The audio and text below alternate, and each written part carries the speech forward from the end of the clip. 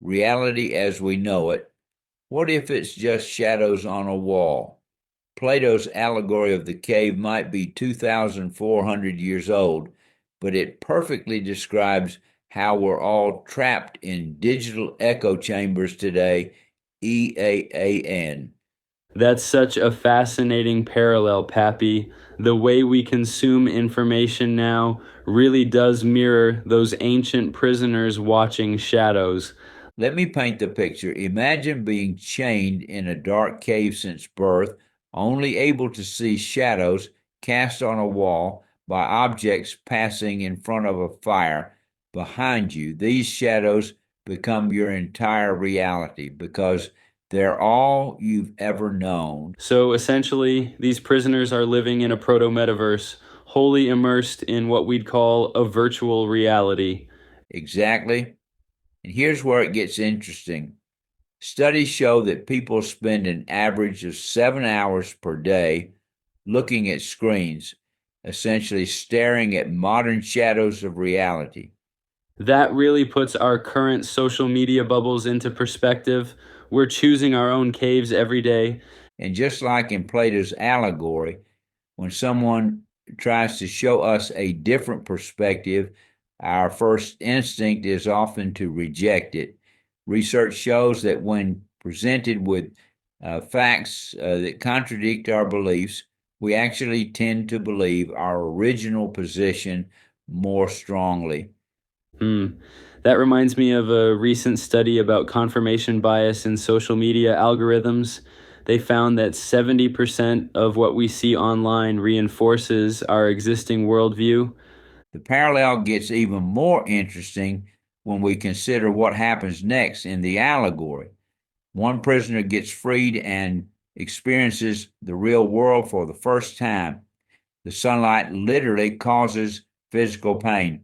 Well, that's not unlike the psychological discomfort people feel when their deeply held beliefs are challenged. You know, that cognitive dissonance that makes us want to look away from uncomfortable truths. And here's the really crucial part. When the freed prisoner returns to help others, they're met with ridicule and resistance. The other prisoners literally threaten to kill anyone who tries to free them. That sounds eerily similar to how whistleblowers and truth tellers are often treated today. Why do you think we're so resistant to new perspectives? Neuroscience gives us some insights here.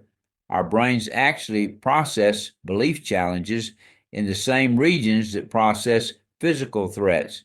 So, questioning someone's worldview can trigger the same fight or flight response as physical danger. That's fascinating. So we're literally hardwired to resist new information that challenges our existing beliefs.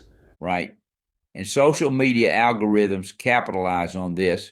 They create what researchers call filter bubbles, where we only see content that aligns with our existing views, essentially building digital caves around us. So, how do we break free from these modern caves? How do we recognize when we're just looking at shadows? Well, studies suggest that exposure to diverse viewpoints can help, but it needs to be gradual, just as the freed prisoner had to adjust to sunlight slowly, starting with reflections in water before looking directly at objects. That makes so much sense. You can't just throw someone into the deep end of challenging their core beliefs. And here's something fascinating. Research shows that people are more likely to accept new information when it's presented by someone they trust, which explains why the cave prisoners might have been more receptive to one of their own.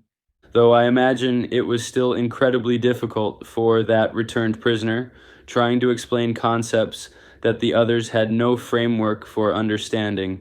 You know what's really interesting? Modern psychology has a term for this, the curse of knowledge. Once you understand something, it becomes almost impossible to imagine not knowing it. That must be why it's so hard for experts to explain complex concepts to beginners. They've forgotten what it's like not to understand. Exactly. And in today's world, we're dealing with increasingly complex shadows. Think about deep fakes, AI generated content, and sophisticated misinformation campaigns. So we're not just dealing with simple shadows anymore, we're dealing with compelling illusions. And yet, just like in Plato's allegory, the solution might lie in our willingness to question our assumptions and help others do the same, even when it's uncomfortable. That's both challenging and hopeful. It suggests we all have the potential to break free from our caves, whatever they might be.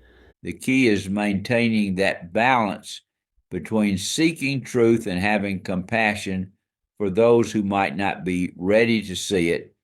After all, we're all at different stages of emerging from our own caves. Well, that's certainly given me a lot to think about regarding my own digital echo chambers. And maybe that's the most valuable lesson from this ancient story, the importance of remaining humble enough to recognize that we might still be looking at shadows, even when we think we're seeing reality clearly.